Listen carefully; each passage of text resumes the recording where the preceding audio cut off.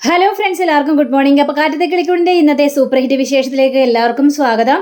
അങ്ങനെ നമ്മുടെ സുഭാഷിനോട് ആ ഒരു പെണ്ണിൻ്റെ കാര്യത്തെക്കുറിച്ച് പറയുകയാണ്. അപ്പോൾ ഡിവോഴ്സ് ആകാൻ നിൽക്കുന്ന പെണ്ണാണ്. അപ്പോൾ രണ്ടാം കല്യാണമാണ്. അപ്പോൾ ഒരു ചെറുക്കനെ അന്വേഷിച്ചുകൊണ്ടിരിക്കണം എന്നൊക്കെ പറഞ്ഞു കഴിഞ്ഞപ്പോഴേക്കും സുഭാഷ് ഇതിനെക്കുറിച്ച് ആലോചിച്ച് കഴിഞ്ഞപ്പോഴേക്കും ഈ ബ്രോക്കർ പോകാൻ തുടങ്ങി കഴിഞ്ഞപ്പോഴേക്കും ബ്രോക്കറെ പിടിച്ച് നിർത്തുകയാണ്. ചേട്ടാ അവിടെ നിന്നേ, അതെ എന്നാൽ പിന്നെ എനിക്ക് വേണ്ടി ഒന്ന് ആലോചിച്ചാലോ? എന്താലോചിക്കാനായിട്ട്? ഇല്ല, ഇപ്പം ചേട്ടൻ പറഞ്ഞില്ലേ എന്ത് പെണ്ണ്? അല്ല, ചേട്ടൻ ഇപ്പം പറഞ്ഞല്ലോ ഒരു പെണ്ണ് കല്യാണം കഴിക്കാൻ വേണ്ടി നിൽക്കുവാണ്, രണ്ടാം കെട്ടാണെന്നൊക്കെ. ആ പെണ്ണിനെ എനിക്ക് സമ്മതമാണ് ചേട്ടാ എന്ന് പറയാം. ഇത് കഴിഞ്ഞപ്പോഴേക്ക് സുഭാഷ്, നീ ആലോചിച്ചിട്ടാണോ? രണ്ടാം കെട്ടാടാ. എടാ നീ കെട്ടിയിട്ട് പോലുമില്ല. എടാ അപ്പം നിനക്കത് പ്രശ്നമാവില്ലേ? എന്ത് പ്രശ്നം ചേട്ടാ? എനിക്കൊരു പ്രശ്നമില്ല എന്ന് പറയാണ്. എടാ നിന്നെക്കാലം 2-3 വയസ്സിന് മൂത്തതാണ്. അതൊക്കെ ഇപ്പോഴത്തെ കാലത്ത് ആരെങ്കിലും നോക്കാറുണ്ടോ ചേട്ടാ? നോക്കാറില്ലല്ലോ. എനിക്ക് സമ്മതമാണെന്നേ. പക്ഷെ നിൻ്റെ അനിയന്മാർ അതൊക്കെ അറിഞ്ഞു കഴിഞ്ഞാൽ സമ്മതിക്കുമോ? അവരിപ്പോൾ തൽക്കാലം അറിയണ്ട, പിന്നെ അതിനുശേഷം പിന്നീട് ഞാൻ പറഞ്ഞോളാം. അത്രയും മതി ചേട്ടാ. ചേട്ടൻ ഏതായാലും അതൊന്ന് സെറ്റാക്കാനായിട്ട് നോക്ക് എന്നൊക്കെ പറഞ്ഞപ്പോഴേക്കട്ടെ സുഭാഷേ, നീ അത് ആലോചിച്ചിട്ട് തന്നെയാണോ? അതേട്ടാ, ഞാൻ അത് ആലോചിച്ചിട്ട് തന്നെയാണ്. ചേട്ടൻ ചെല്ലാൻ നോക്ക്. ശരി, എങ്കിൽ പിന്നെ ഞാൻ ചോദിക്കട്ടെ. ചോദിച്ചതിന് ശേഷം സുഭാഷ് നിന്നെ വിളിക്കാം. ശരി ചേട്ടാ. അങ്ങനെ ഇയാൾ അവിടെ നിന്ന് പോവാണ്. സുഭാഷ് ആണെങ്കിൽ ആകെ ടെൻഷനിലാണ്. എന്തായാലും ഹരീഷിന് താൻ കാരണം ഒരു ബുദ്ധിമുട്ടുണ്ടാകാൻ പാടില്ല എന്നൊക്കെ വിചാരിച്ചുകൊണ്ടാണ് സുഭാഷ് ഇങ്ങനെ ഒരു തീരുമാനം എടുത്തിരിക്കുന്നത്. പിന്നീട് കാണിക്കുന്നത് നമ്മുടെ നിധിയും അതേപോലെ തന്നെ സുധീഷും നികേഷും ഒക്കെ ഇങ്ങനെ അവിടെ നിൽക്കുകയാണല്ലോ, ബസ് സ്റ്റാൻഡിൽ നിൽക്കുക. അപ്പോൾ ബസ് സ്റ്റാൻഡിൽ നിന്ന് കഴിഞ്ഞപ്പോഴേക്കും ഈ നികേഷിൻ്റെ ആ പെണ്ണ് അവിടെ നിൽക്കുന്നുമുണ്ട്. പെണ്ണാണെങ്കിൽ നികേഷിനെ ഇടയ്ക്ക് നോക്കുന്നുണ്ട്, നികേഷ് അങ്ങോട്ട് പെണ്ണിനെ നോക്കുന്നുണ്ട്. അപ്പോൾ സുധീഷും അതേപോലെ തന്നെ നിധിയും കൂടി കിടന്ന് ഇങ്ങനെ വർത്തമാനം പറയുക. ഭയങ്കര വർത്തമാനം, അടിയും പിടിയും, ഓരോ വഴക്കുകളാണ്. അങ്ങനെ വഴക്ക് എഴുതുന്ന സമയത്ത് നികേഷ് ഇങ്ങനെ നോക്കിക്കൊണ്ടിരിക്കുകയാണേ. പക്ഷെ നികേഷിനൊരു സംശയം, തന്നെയാണോ നോക്കുന്നതെന്ന്. അപ്പോൾ ഇപ്പോൾ റൂട്ട് മാറിയോ എന്നുള്ളൊരു സംശയം നമ്മുടെ നികേഷിൻ്റെ മനസ്സിലുണ്ട്. അപ്പോൾ സുധീഷ് നോക്കിക്കഴിഞ്ഞപ്പോഴേക്കും നിധി നോക്കിക്കണ്ടേ, അവനെ ആ പെണ്ണിനെ തന്നെ നോക്കുകയാണല്ലോ. എന്താടാ നീ കുറേ നേരം ആയല്ലോ നോക്കിക്കൊണ്ടിരിക്കുന്നു എന്ന് ചോദിച്ചപ്പോഴേക്കും, അതല്ല സുധീഷ് ചേട്ടാ, അവൾ എന്നെ തന്നെയാണോ എന്ന് നോക്കുന്നതെന്ന് ഞാൻ നോക്കുമായിരുന്നു. പക്ഷേ ആ പെണ്ണ് ഇടയ്ക്ക് നമ്മുടെ സുധീഷിനെ നോക്കുന്നുണ്ട്. അപ്പോൾ ആണോ? എടാ ഞാൻ നോക്കട്ടെ ഒന്ന്. പക്ഷേ സുധീഷ് നോക്കിക്കഴിഞ്ഞപ്പോഴേക്കും സുധീഷിനെ നോക്കുന്നത് പോലെയാണ് സുധീഷിന് തോന്നിയത്. പെട്ടെന്ന് സുധീഷ് ഞെട്ടിപ്പോയി. സുധീഷ് അങ്ങോട്ട് തിരിയാണ്. എടാ ശരിയാ, നിന്നെ തന്നെയാണ് നോക്കുന്നതെന്നാണ് എനിക്ക് തോന്നുന്നത്. നീയേ എന്താന്ന് ചോദിച്ചിട്ടോ? അതല്ല സുധീഷ് ചേട്ടാ, അവൾക്ക് എന്നോട് എന്തോ പറയാനുണ്ടെന്ന് തോന്നുന്നു സുധീഷ് ചേട്ടാ എന്ന് പറഞ്ഞപ്പോഴേക്കും, എങ്കിൽ പോയി ചോദിക്കടാ, എന്തിനിങ്ങനെ വിതുമ്പി നിൽക്കുന്നത്? എനിക്ക് ഓക്കെയാണ്. സുധീഷിന് ഓക്കെയാണെന്നോ? അല്ല, നീ ആ പെണ്ണിനെ വളച്ചെടുക്കുന്നത് എനിക്ക് ഓക്കെയാണ് എന്ന് ഞാൻ പറഞ്ഞതാണ്. അപ്പം എനിക്കിതൊക്കെ കേട്ടിട്ട് കലി വരുന്നുണ്ട്. നീ പോയി ചോദിക്കുക, എന്താ കാര്യം എന്ന് ചോദിക്കുക എന്ന് പറഞ്ഞപ്പോഴേക്കും, ശരി സുധീഷ് ചേട്ടാ, എങ്കിൽ പിന്നെ ഞാൻ ചോദിക്കാം അല്ലേ. അങ്ങനെ നികേഷ് നേരെ ആ പെണ്ണിൻ്റെ അടുത്തേക്ക് ചെല്ലുക. നികേഷിനാണെങ്കിൽ ആകെ പേടി തോന്നുന്നുണ്ട്. നികേഷ് ആകെ വിറച്ച് നേരെ അങ്ങോട്ട് ചെല്ലുകയാണ്. ഈ പെണ്ണും ചിരിച്ചുകൊണ്ട് ഇങ്ങനെ നിൽക്കുകയും ചെയ്യണം.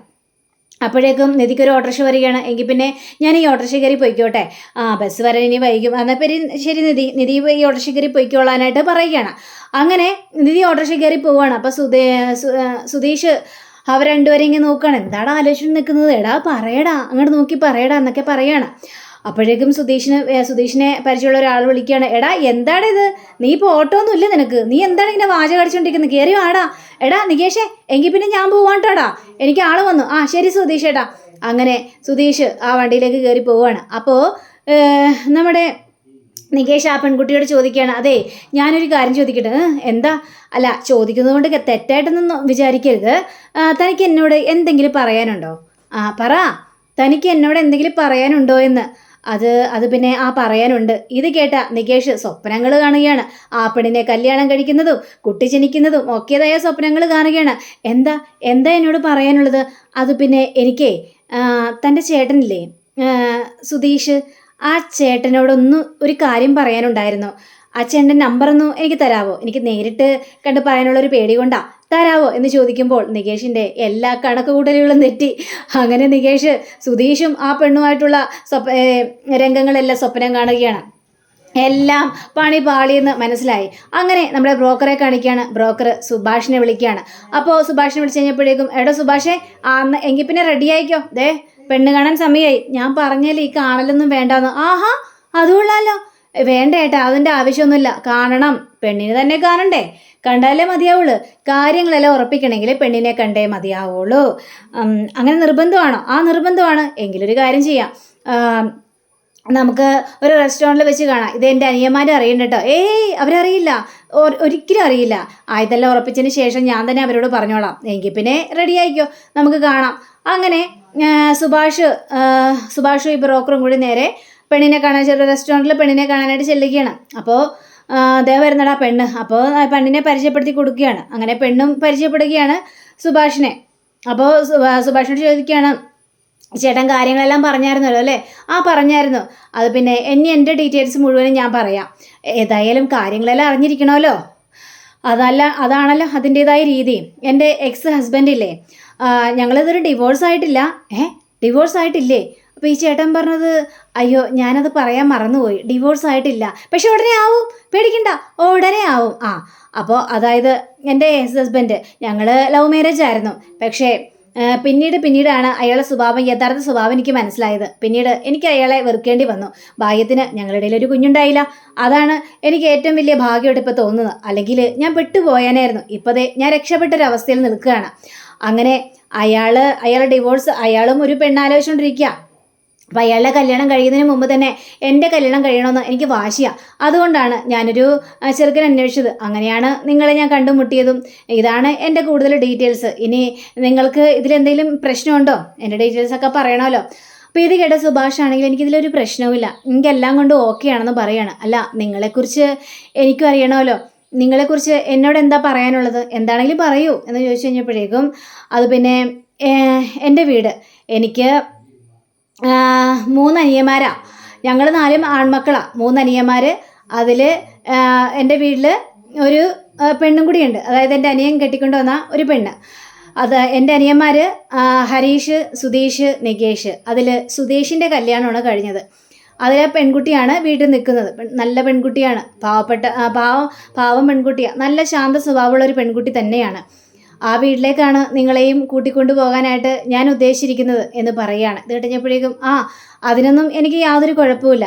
അങ്ങനെയാണെങ്കിൽ നിങ്ങൾക്ക് ഓക്കെ ആണെങ്കിൽ എനിക്കും ഓക്കെ ആണെന്നും പറയാണ്.